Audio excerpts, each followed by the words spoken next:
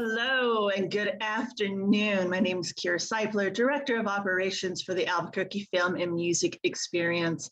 On behalf of AFMX, our Board of Directors, and our entire staff, welcome to AFMX Virtual Edition 2021.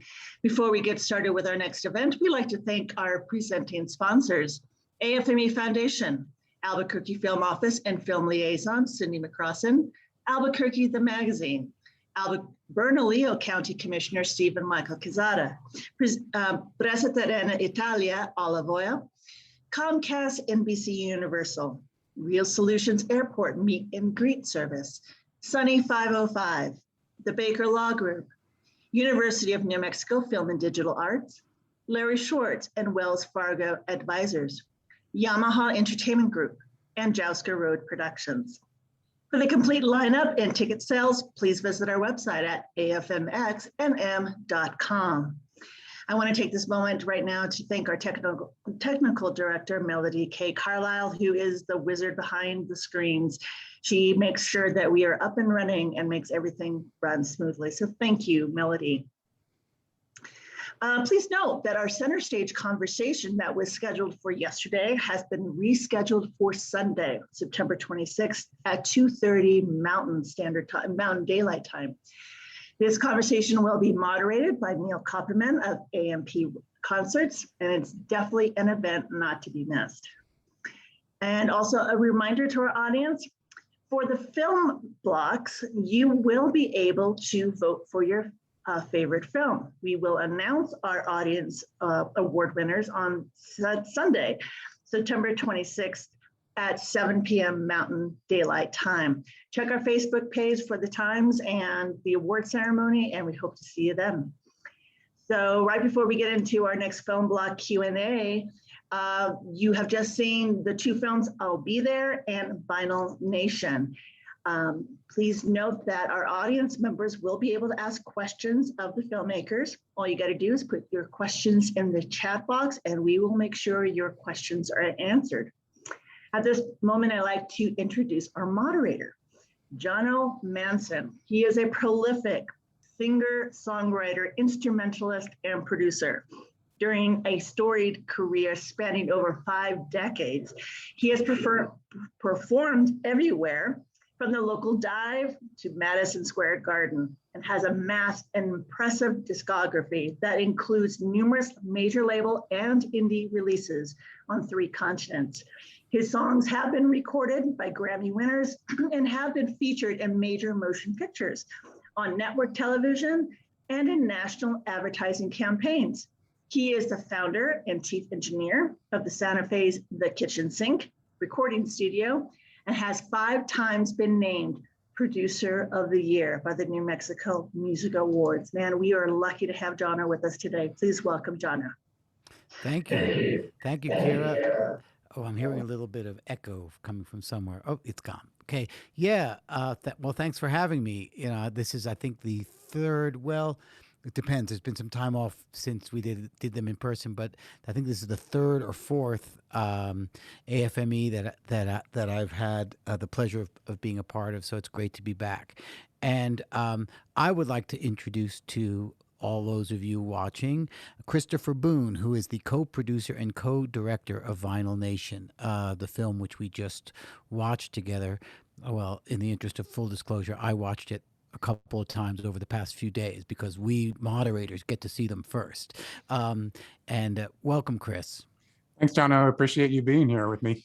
Well, thanks for doing this, and thanks for making this film. You know, I loved it. And you know, I have plenty of questions for you to spur our conversation, but I'll just start by saying that when I first became aware of the film and its subject matter, which is, of course, for me, it's easy to love this movie because I'm 60 years old. I'm the generation that grew up, you know, when I was a little kid, if I didn't cry when I went to get a haircut, my reward was going across the street to get the new Beatles single. You know, I mean, so my personal relationship with vinyl starts from as long as I can remember. And continues to this day, but we won't waste time talking about that, you know. But I'm just saying that from my point of view, the subject matter was, of course, already interesting. But when I watched the film, the main thing that I had in mind to watch for from the beginning was try to imagine myself someone who didn't know anything about this subject and wasn't particularly even interested in vinyl, or maybe not even interested in music, if you can believe that. That's something I can't really understand. But there are people, I've met them, who say that I don't really care for music, and I think that so what I had in mind to watch for was, if I could for a minute detach myself from my own reality and try to pretend I was one of these people, would this film be engaging to me? Would it draw me in? And I think as I watched over and over again, the resounding answer was yes, because I think what you succeeded in doing in making this film, the film is not as much about the vinyl itself, but as about the humanity and the community the that intertwines this and you also really demonstrated how the demographic is shifting and changing, and but it's a human story, and that's what I think was so beautiful about it, and also extra engaging for me. But I hope, and I'm sure you could speak to this, if you've had reviews or feedback from people who weren't particularly into the subject to begin with, how they reacted to the film, and also whether this was indeed your intention. Yeah, well, first of all, I'm glad the film worked for you in that way. You were able to detach yourself and try to watch it that way. And to answer your question, yes, we have heard from people who have had no interest in vinyl records, and somebody else, dragged them into watching this movie in one way or another at a festival or online. And I think they had a similar reaction. Like, they connected to the people, the characters in our film, and then just kind of got swept away into the subject matter as the characters kind of told their story and their relationship with vinyl records. And it was my fellow director, Kevin Smokler, who came to me with the idea for the documentary. And when he did, he already had the title Vinyl Nation in mind. And when he approached me, like, the resurgence of vinyl records had been going on for a decade at that point in time. There've been many articles written about it. So we were trying to figure out, like, is there a different story or another facet or many facets that still need to be uncovered? And pretty soon we were kind of curious about, like, why has it lasted, the resurgence lasted as long as it has, and could we dig a little bit deeper into that? And that really led us down the road of, who are the characters that we want to tell this story? Like, who are the new collectors? Who are the people that have been collecting vinyl all this time that have kept it alive? Who are the record store owners? Who are the new record store owners, the labels, the pressing plants? But again, if we didn't find a way to make it engaging for people who weren't into records, we knew that the film itself, we didn't think was going to be terribly engaging. So I'm glad to hear that you found it that way. And yeah, and pretty similarly, that's what's happening across the board. We've heard stories of people going out and buying turntables and starting to buy records. Going out and getting a brand new Crosley in their favorite color. Yes, exactly. I mean, it's one of those things, like, after you watch our film, you're gonna have a hankering to go buy some records. And so we actually know someone who had records and decided during the pandemic, they had seen it, they decided to build their own turntable because they had nothing but time on their hands and they were inspired. So we've heard a lot of really cool stories that way. And we're really happy that it's connected with the audience that way. And it was actually our post-production team who were the first to pick up on that when they were going through all the footage. They said, yeah, you guys think you made a movie about the resurgence of vinyl records, but we really think you've probably tapped into a story about human connection. Yeah, that's really what it's for me. That was the underwriting or underlying or overriding, if for that matter, theme. As the film progresses, like, for example, the couple sitting on their couch in the apartment talking about how they met and their disparate relationship with vinyl. Like, I kept wanting to see them again. Like, oh, when are they coming back? You start to become like a non-documentary film, drawn into who these people are and their, and then you have the demographic like myself, who are neither new nor old record collectors, who don't even consider themselves record collectors at all. I'm just someone who I have records, but it's interesting because I was just speaking about an hour ago with my business partner here in the studio, who is younger than I. He's just turned 50, but still is of the generation that grew up with vinyl. And you know, he's no longer buys anything on compact disc, but but when he does want to buy something in a physical form, he buys vinyl. You know, and I think that it would seem that phenomenon is not going away anytime soon, you know, and your film kind of leaves off at a place. And I'm assuming this is another thing that I had in my mind. I know that there was the only date mentioned in the film that someone says something happened 6 months ago, and that was October of 2018 or something. One of the characters is speaking about an event. So I'm assuming you made this film in 2019. Yeah, the actual filming. Yeah, exactly. We Kevin and I talked on the phone. We don't live in the same place. I actually live in Albuquerque, so I'm psyched to be a part of AFMX. My partner Kevin unfortunately can't be here because he's physically in Michigan right now at another film festival doing a live Q&A.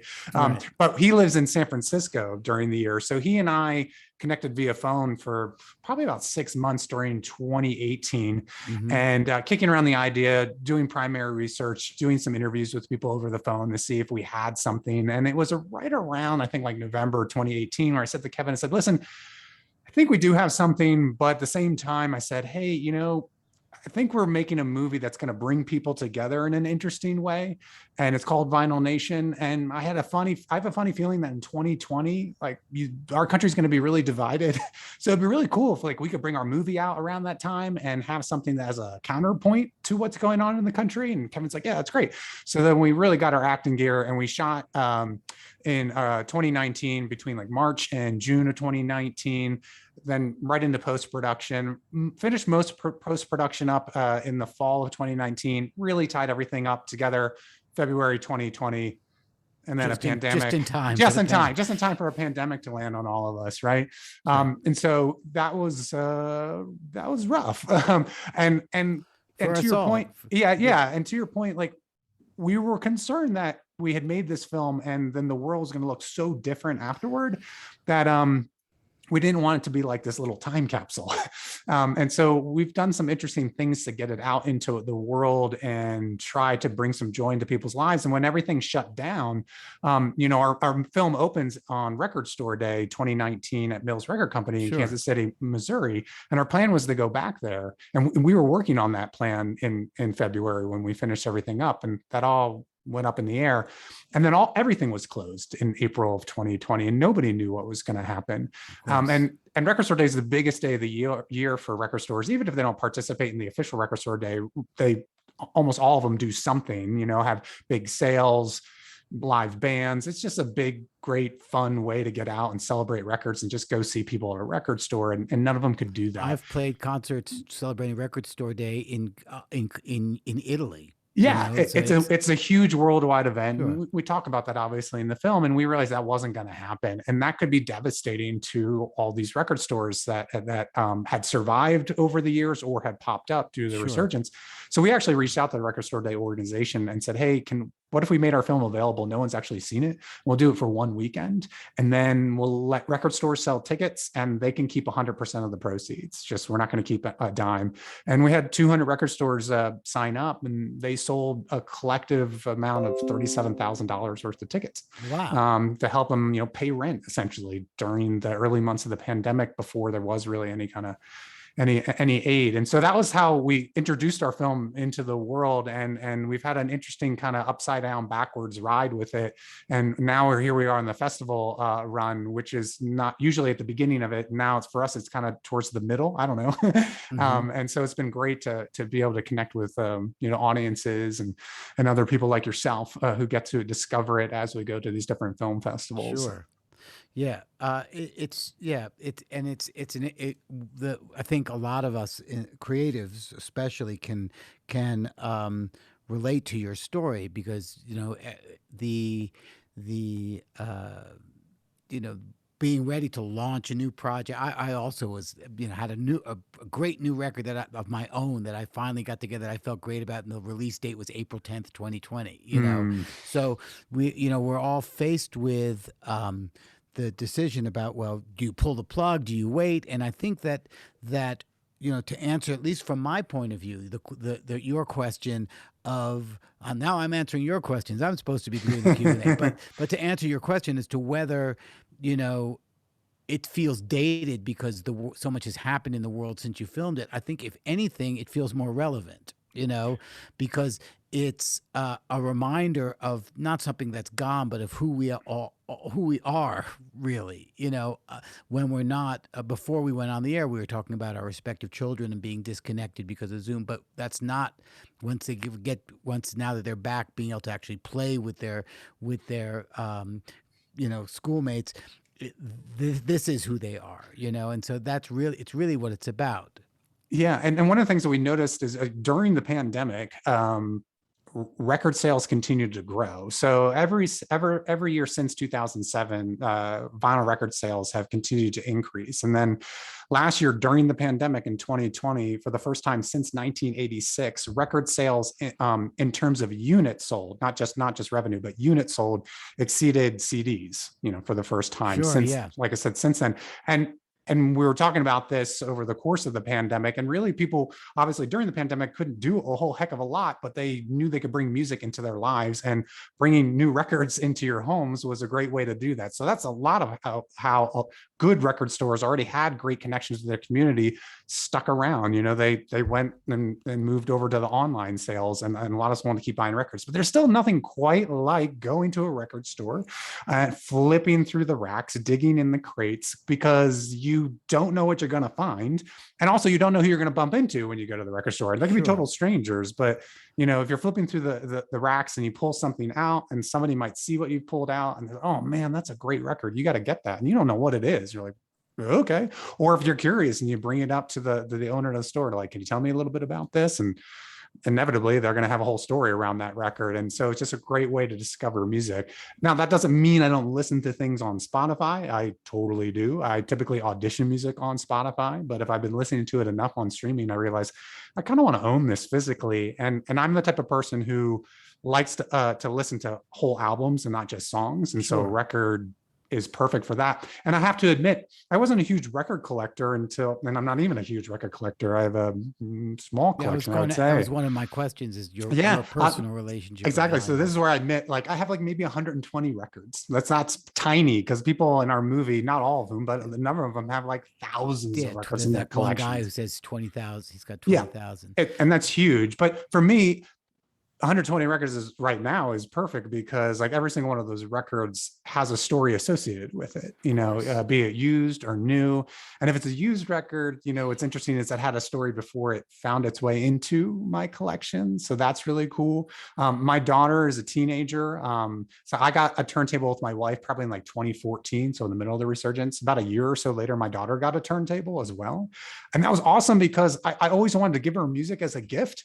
And, a Spotify playlist doesn't really say I love you very well, but like giving her a record, like, I think you'll really like this, like that was something that was really cool. And inevitably, when I start flipping through my records and I'm looking for something, like, where is this record gone? I'm like, wait a minute, I have to go into my daughter's room. Yeah. It's in her room. Good for you. But I will admit, I have stolen records out of her collection.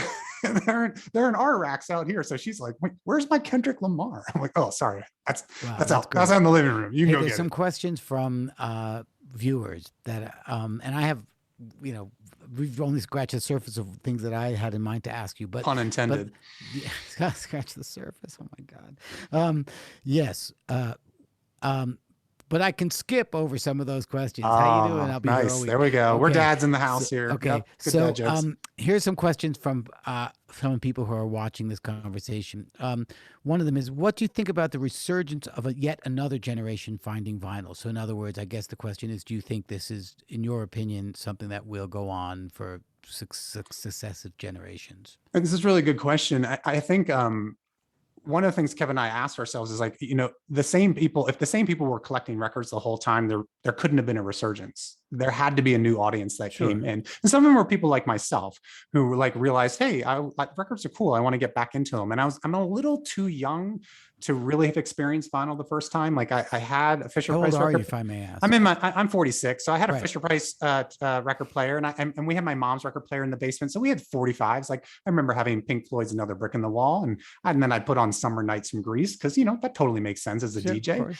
But to the question, like I think it's kids like my daughter who have never owned music in a physical format until vinyl, which Right, is because they won't experience CDs, because that's right. old. They just like, what's that? And so that was really fascinating to me before we even did the documentary. Like, why is that happening? And there are a couple of reasons for it. And some of it was aesthetic. Kids would start to see things on Tumblr back when that was popular, and now on Instagram, like how rooms were designed, and there'd be all these twinkly lights and succulents, and then a Crossley cruiser style suitcase turntable there, and they look at them and go, that looks really cool. I want to put that in my room. And so all of a sudden Urban Outfitters and Target are carrying Crossley turntables, and you can buy records there. So that's like for the the new fans. And then indie bands want to press vinyl, and they want to sell it at the merch tables. Yeah, and I people mean- don't even have turntables are buying those records at concerts to say, I love this band so much, I don't even have a turntable, but they put it up on their walls. And you buy like 3 or 5 records, and you kind of go, it'd be cool if I could play them. And so I do think there's going to continue to be a younger generation that comes in and discovers records, because they're big and they're beautiful to look at. And now that the resurgence has been going on for so long, the packaging has just gone crazy all over it again. Yeah, and you show that in the film. It's beautiful. The guy that making the ornate gold foil, I mean, just to interject, the bands that come to record with me, especially the younger artists, and not just, view vinyl as a viable business model. Quite apart from the fact that it's trendy and catching on for a whole variety of reasons in the way it's being, as you pointed out, the way it's being presented by certain marketing, mechanisms. But it can't be duplicated. If you have a certain sector of your fan base that's into vinyl, you'll actually sell them at gigs. So another question: what do you think about the consumerism push to find a new audience, and do you think it dilutes the coolness of vinyl? Well, I guess that speaks a little bit to what you were just talking about, the Crosleys and the Targets and so forth. Yeah, I think there's definitely a segment of people who are into records that like to crap all over that kind of idea of like, oh, Crossley turntables, they don't sound so good, or all these new people. But honestly, like, because new people are coming into it, they also need a way to get into this experience that's not that expensive. And a Crossley turntable or the likes will enable somebody with not much, disposable income to be able to get a turntable and start collecting records. So we have no issues with that. And if you're really into it, you'll eventually say, well, I think I want a better turntable, and I'm going to spend a little bit of money, and I'm going to get better speakers and a better amplifier. So, and if it weren't for those companies, I guess, honestly, capitalizing on it, and the major record labels coming back in, we don't quite have the resurgence we have. Now, we do need to give a ton of credit to all the independent labels and all the indie bands that kept vinyl alive all these years. And the record pressing plants that were still doing 12-inch promos and 12-inch dance singles and remixes. Because if they didn't do that, everything would have gone out of business and we wouldn't have vinyl at all. So we have to recognize that there are those entities that kept things going, as we say in the film, during the dark ages. So there are going to be people that don't like that new people like the things that they've been into. But Vinyl Nation doesn't look like the high fidelity model anymore. It doesn't look like the Steve Buscemi's from Ghost World anymore. But there's room for everybody in Vinyl Nation. I think that's what your film really does a great job of illustrating.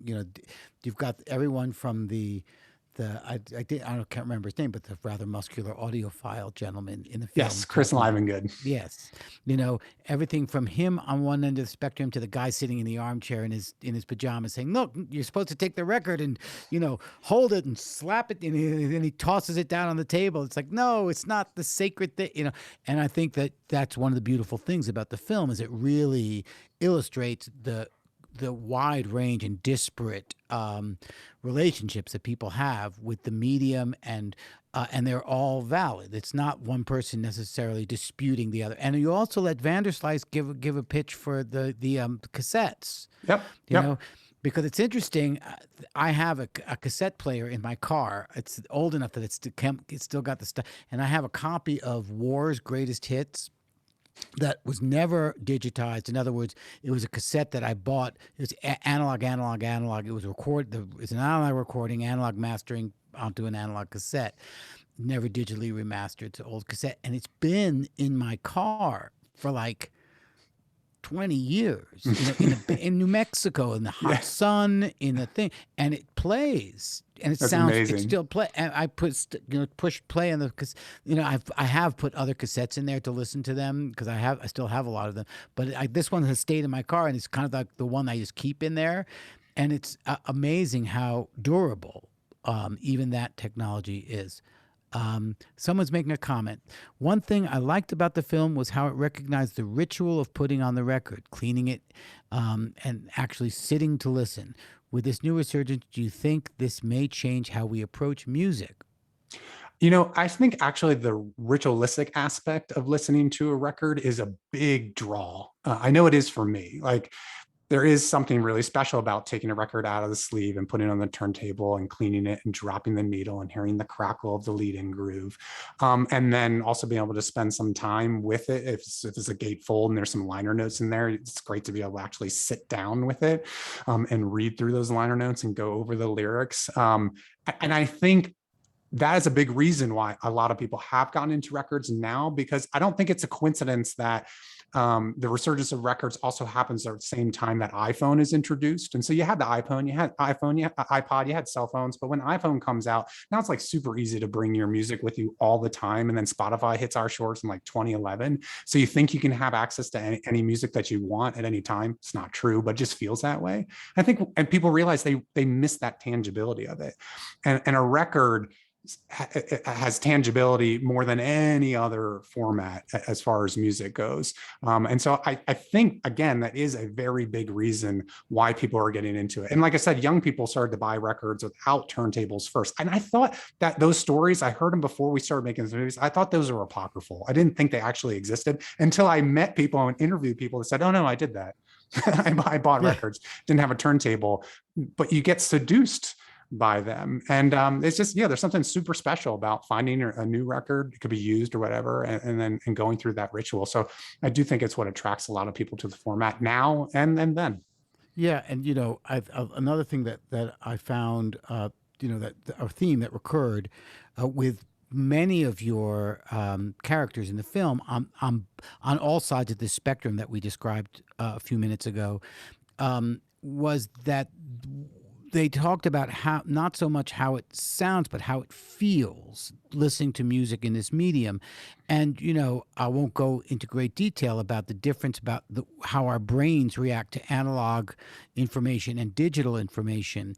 But, to put it simply, listening to, especially an MP3 that's been truncated, it's like walking up a flight of stairs where every so often there's a step missing, and you have to keep walking, but your brain is compensating to keep going and keep listening, because there's only so much information that your brain is busy filling in the gaps in digital information, teeny tiny gaps that exist, so that the part of you that can become more emotionally engaged is occupied, and I find here in the studio, for example, we still have the tape machines and still record to them sometimes.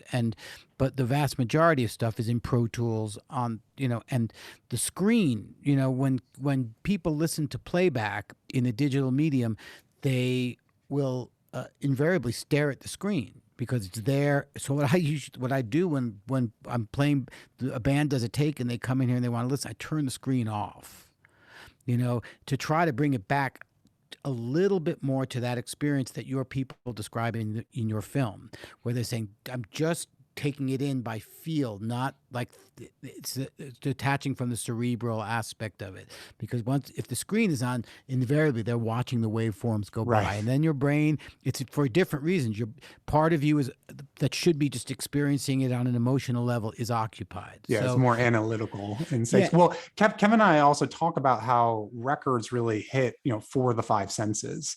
You can see them, you can touch them, you obviously can hear them, you can smell them. Records and albums have a distinctive smell. I mean, as Kevin says, you could taste them, but we don't recommend it. But I think to what you're saying there too is because it triggers those four different senses in a way that's very pleasurable. It's super engaging. It's like a super engaging way to listen to music. Yes. And you can get lost in it. And there is just something that really magical about this technology where a needle is just running through a groove. And this is technology that we've had for ages, and it still works the same way. And we still make records the same way we've been doing for, 80 plus years since the beginning. And even if you go back to the wax cylinders, I mean, it's still just a needle in a groove.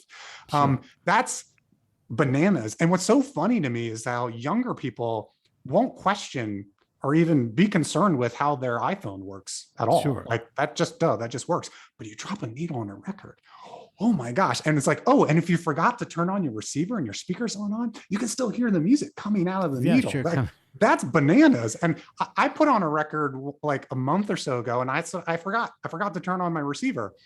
And it was so well made that I could hear it across the room. But I was like, why is it so quiet? Oh, I didn't turn my speakers on. And I was like, I gotta go. Oh, that's better. But like, again, crazy. It's magic. And just something so like just special about that you're not going to get from the digital experience. No, so you're not. Another thing that was impressive for me about your film, and we only have a few minutes left, I've been warned. So is that you really covered a lot of ground interviewing people, and also geographically as far as our country is concerned, coast to coast and many points in between. Was that challenging to do all that? On a logistically and technically? Yes, especially when you're making a documentary for not very much money. Sure. Every filmmaker, every indie filmmaker, it's time and money. Those are your two biggest obstacles, enemies, whatever you want to call it, motivators. I don't know. So when Kevin had come up with the name Vinyl Nation, it became really clear, like you can't call a documentary Vinyl Nation and not go across the country as much as possible. And so we definitely didn't want to do like, okay, hit LA, New York, Nashville, call it a day. That doesn't represent Vinyl Nation. So early in the process, we actually created a Google map. And as we were doing interviews with people and doing research, we started dropping pins on the Google map to see how much of the country were we actually covering. And there were still plenty of places that we hoped to get to that we didn't get to. We were hoping to get down to Miami. We were hoping to get up to Chicago, hoping to get to Minneapolis, hoping to get to Seattle, Portland. I live in Albuquerque. We did not even get to shoot in Albuquerque. I mean, that's ridiculous. However, for anyone who really, really knows the Albuquerque record scene, if you look so super closely at our film, when we were at the Austin Record Convention, we did interview a gentleman by the name of Hadley Kenslow of Slow Low Records. Slow Low Records is local in Albuquerque. They run record shows and they sell records at like co-op space. So there is a small Albuquerque connection. I regret there isn't a bigger one. But that, again, it just boiled down to who were the characters that we needed to tell the story and the time that we had to get involved. And we needed to know that if we went to a particular city, we could get multiple interviews done that we thought were going to move the story forward. So that ultimately dictated where we ended up going. And then could I figure out how to fly/drive to all those cities? So we had some banana itineraries. And then to make it even more difficult, Kevin and I had other responsibilities. So we would shoot 1 week and then fly home. So he'd go back to San Francisco. I come back to Albuquerque. Our DP would go back to LA and then get ready for the next week while we're doing all of our other things. So week on, week off, week on, week off. So it was a bit of a logistical nightmare. But yes, I think it came off okay. And I thought of that while watching the film. I was like, yeah, these guys, you can't tell from watching the film that you did it on a shoestring because the production quality is beautiful. But I imagined independent filmmakers trying to figure out how to make this work, like all of us on a shoestring, and that's the other thing that did occur to me watching is like, how did they get to, Winston-Salem and this place and that place, and also you went to those places and as you just pointed out, got meaningful content, that, and I think to me it makes it count. For me, it makes it count more when it's the smaller towns and the off the beaten path.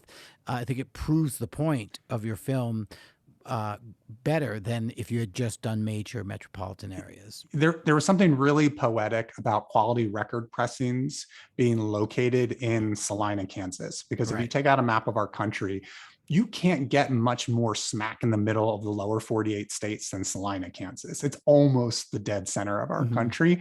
And there's no other reason for us to go there except quality record pressings happens to be there. And we don't even get into why it's there. But hey, if we're going to go to Kansas City, we got to make a 3-hour drive because QRP constantly came up in our research. And I don't even know, I mean, some of the people that you work with, Jono, might actually get their records pressed there if they can get in the queue, because it can be a while to get your record pressed there, but they do amazing work. And so, yeah, that was emblematic of what we wanted to accomplish. We did want to go to those smaller towns and uncover the stories that you wouldn't exactly expect they would come out of those places like Salina, Kansas. Sure. It makes it really helps it ring true. Not that there's anything that has to be fabricated, but having those I'm like that, person, or so again, as we said at the very beginning of this conversation, it accentuates the human aspect of the story, which is really what it's about. And I think that it's an important message for our times, that there are things that unite us. And you also did a very good job of touching on pretty much every angle of you didn't dwell on the history of vinyl, but managed to get that information in there about how it's made and how it's been done, and the guy sitting in front of the lathe talking about, but it never became overly didactic in that way, but by osmosis you absorb the information. But it's definitely an important message that there are things that like this that unite us more than divide us. And along those lines, there's I guess this will be our final question for the Q&A from one of our viewers. Along with vinyl records, comic books seem to be making a quote unquote comeback. Is there a comic book documentary in the making? I can't say that we're doing that, but I'm sure someone is. But I should point out, I think, and people should pick up on this, that Record Store Day owes its existence to Free Comic Book Day. They borrowed that idea as they were spitballing, independent record stores were spitballing, like, how do we stay alive? And so they took that idea and spun it literally into Record Store Day, and we're able to get bands on board early on. So I never say never, though. So I'm not exactly sure where we go next. We could go there. We'll see. Do you have any other projects currently on the Kevin and I are kind of each working on our own little things right now. But he and I are also trying to figure this out. Kevin writes nonfiction books about pop culture. I came from the narrative filmmaking world, as some people here locally may have known me previous to this film. So this is my first documentary and Kevin's first film, period. And yeah, so we're at that point now of, okay, like, everyone keeps asking us what next, and we need to, in addition to our other projects, need to sit down and say, okay, what next? But nothing we can share just yet. This film deserves a wider audience as well. Well, thank you. We appreciate that. I think so. So, and with a little bit of elbow grease and good luck, that will happen. We hope so too. So, and we appreciate, Albuquerque Film and Music Experience for bringing it to my local community through this festival. Likewise. Yeah. I'm very happy to have discovered it and to get to know you, and that we're neighbors. So we should visit sometime. If you ever come up to Santa Fe, you should stop by. Thanks, John. I appreciate that. Yeah. Awesome. Thank you so much, Christopher and Jono. Yes, I loved this film, and it made me very nostalgic, and I have lots of more questions for you, Christopher. So thank you for joining us today. Stay tuned for our next film block at 4:00 p.m. Mountain Standard Time, where we present Adrian Sutherland, Politician Man, Witness, and the LaDonna Harris Indian 101 documentary. I highly recommend this block. Very informative. And it will be moderated by AFMX's own Barbara Whitmire. Just a reminder that all of our conversations will be recorded and available online until October 11th. Please visit our website at afmxnm.com if you have any questions. Until then, we'll talk to you soon.